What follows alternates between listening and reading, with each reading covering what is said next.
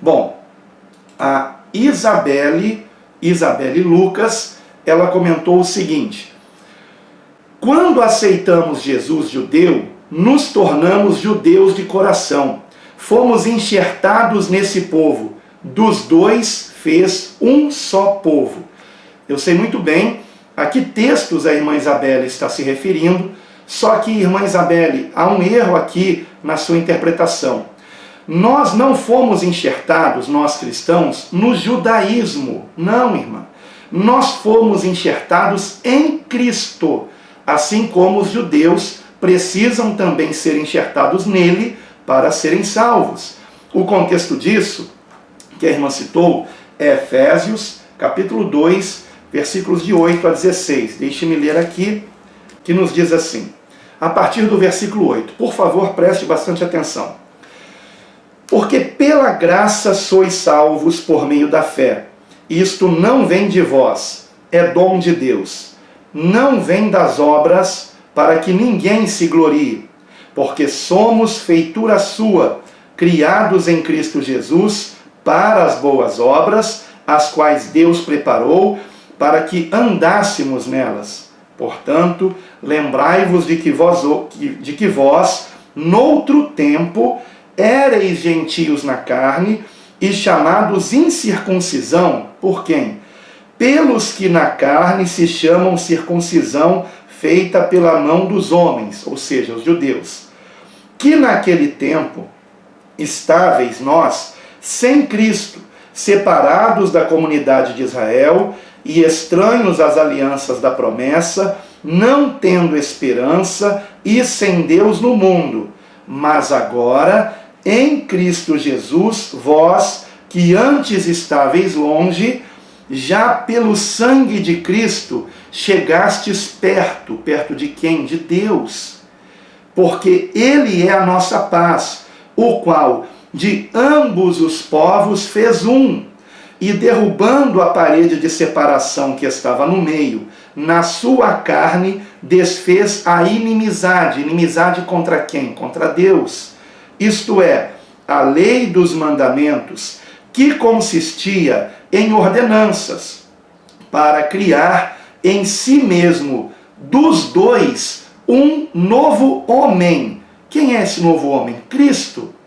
Fazendo a paz, e pela cruz reconciliar ambos com Deus em um corpo, matando com ela as inimizades. Inimizades contra quem? Contra Deus. Então, nós estamos em um corpo, como é dito em Romanos capítulo 12, versículo 5, peço que você confira comigo também, Romanos 12, versículo 5, que nos diz assim, que nós, que somos muitos, somos um só corpo em Cristo, mas individualmente somos membros uns dos outros. Inclusive ontem, juntamente com outros irmãos em Cristo, nós entoávamos um louvor que o refrão diz assim, somos corpo, e assim bem ajustado, totalmente ligado, unido. Então, somos corpo.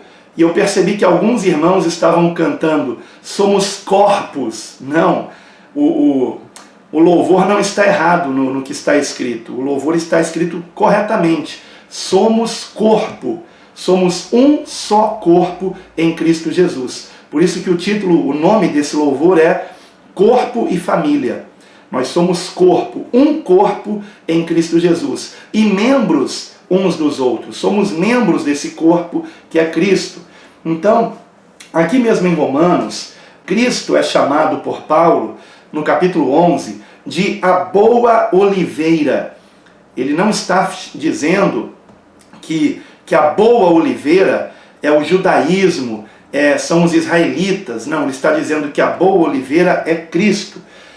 O contexto disso, que ele está dizendo no versículo 24 do capítulo 11, começa no versículo 16. Então vejamos, Romanos 11, 16.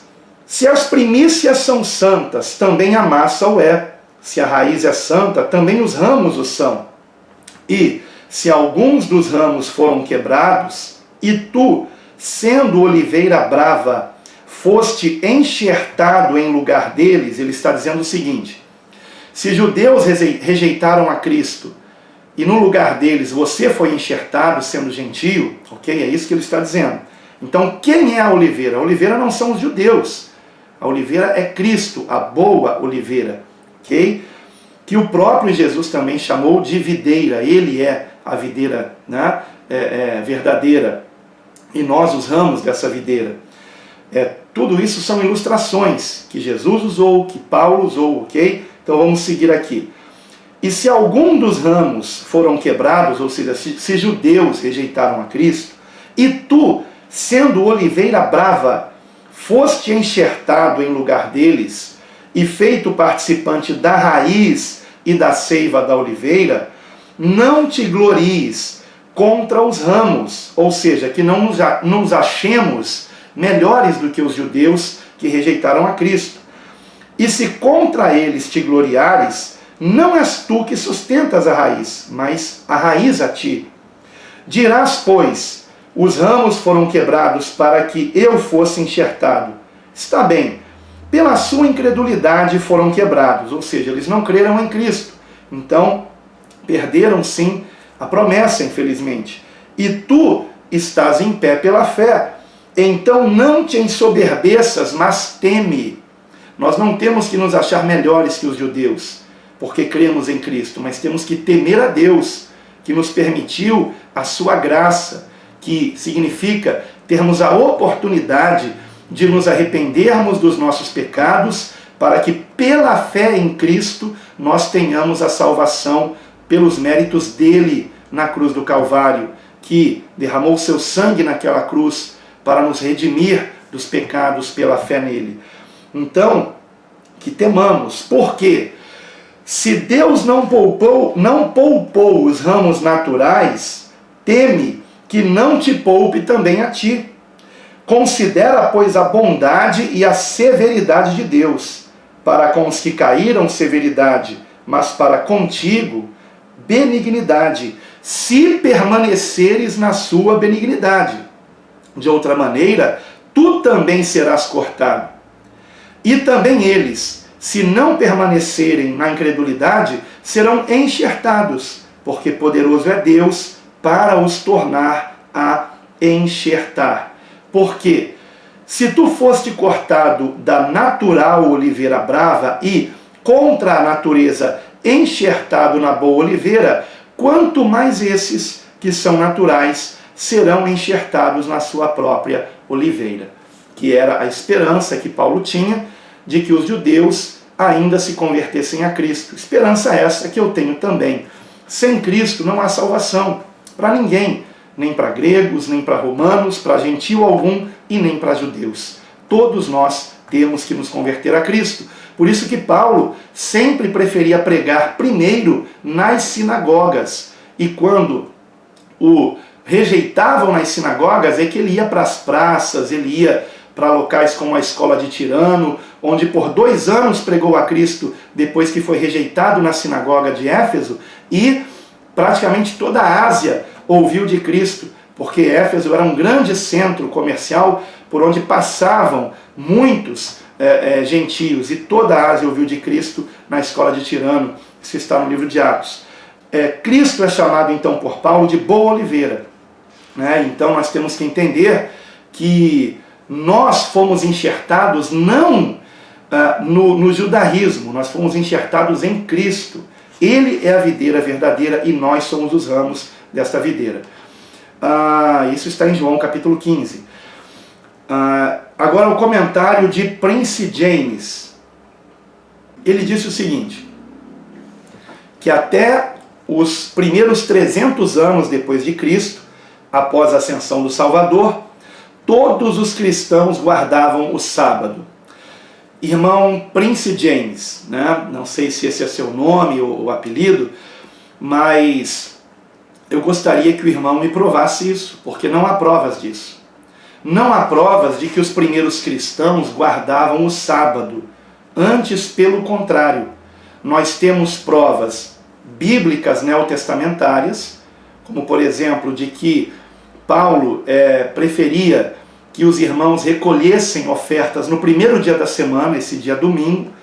Nós temos trechos na palavra de Deus que mostram que os cristãos se reuniam no primeiro dia da semana. O primeiro dia da semana não é sábado, nunca foi. Inclusive, sábado significa o sétimo dia para os judeus, é o dia do descanso, é o sabá, como você deve saber. Ele não é o primeiro dia. E nos é dito na Escritura que os cristãos, eles se reuniam no primeiro dia da semana.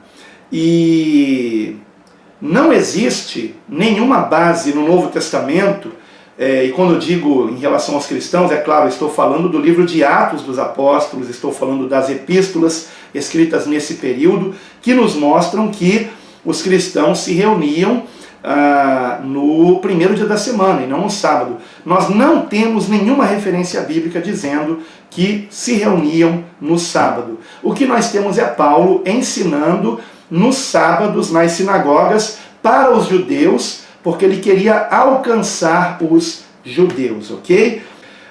Também, o que ele disse, melhor dizendo, assim: estude sobre Constantino.